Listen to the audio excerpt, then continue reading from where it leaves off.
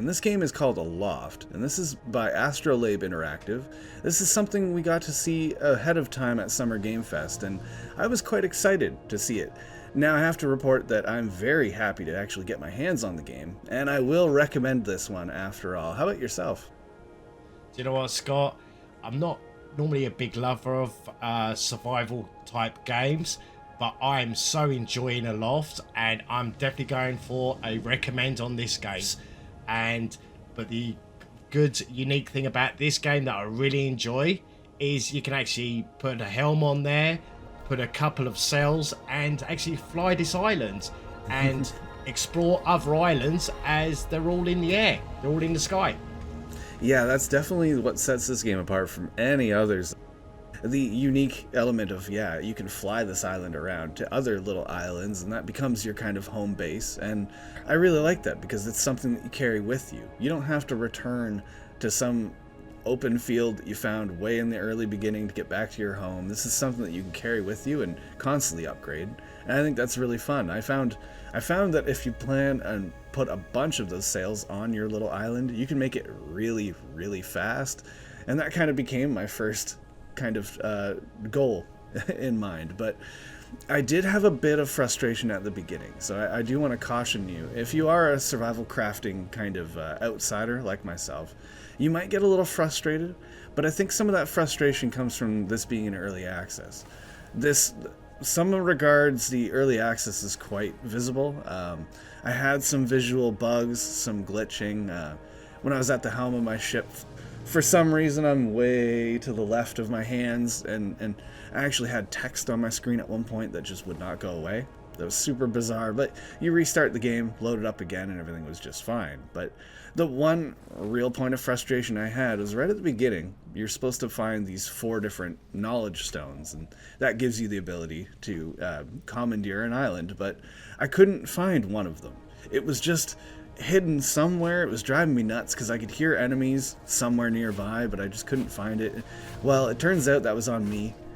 Once I was able to kind of glide around the island, I discovered there was tunnels below that led back up to a little cavern, and that's where they were. So again, it was frustrating, but it was on me, and it actually speaks to the game. You're encouraged to really explore some of the islands you're going to, because when you're done there, you're kind of just done there and you move on to the next one. But there's such a giant play area that it was a bit of a shame we didn't get to play online.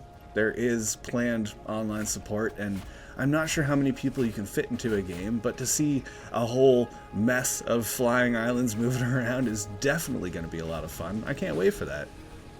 Yeah, and like you just said about the size of it, when you actually craft the map to where you put your waypoints to check out these small islands, it's quite surprising of how phenomenally big this map could be. We only sort of work in, the map is a circle map, and it's kind of like in segments. So we actually started off on the Emerald Isle, and then it's got like about 5 different clusters of small islands for you to go and explore, get materials, like you said, you get your knowledges as well. But I do like the idea is once you've got your sails, the actual mechanics of maneuvering your island I kind of found quite satisfying, as you see your sails go up and down, you at your helm, you move it left and right, the rudder as well, up and down. But you can leave them like that. And you can leave it. You can leave your island cruising. You can jump off because you have a glider, and that's your way to transport from island to island to explore. But what I do love is that you can actually just teleport straight back to your home island. So if you're way away from your home, like you said, there's nothing worse than trying to get back to your home base because you're carrying too much inventory and you need to unload all the stuff. So you can fast travel straight back to your island. You could build a couple of stockpiles, one for your boulders, one for your woods, and just drop all your inventory into there. And I thought that was so cool. It saves so much time. But I also want to touch on as well of how forgiving this game is, of when you craft an axe or a pickaxe to break boulders or chop trees down, it doesn't have that durability stance that you get on most games, that after 3 hits it's no good, you have to repair it or upgrade it. I just found you just keep carrying on with the same one, and you know, it makes you enjoy the game more, I think, for me. It's like they took a lot of the frustration out of survival crafting games and were left with a really enjoyable, really easy to get into experience. The combat isn't too challenging either, and I can see that kind of working up and getting more difficult as we get closer to the kind of center of the galaxy, the different kind of map zones. So there's a lot of the things that I didn't like about survival crafting games have been solved in this one, and that's why I have to recommend.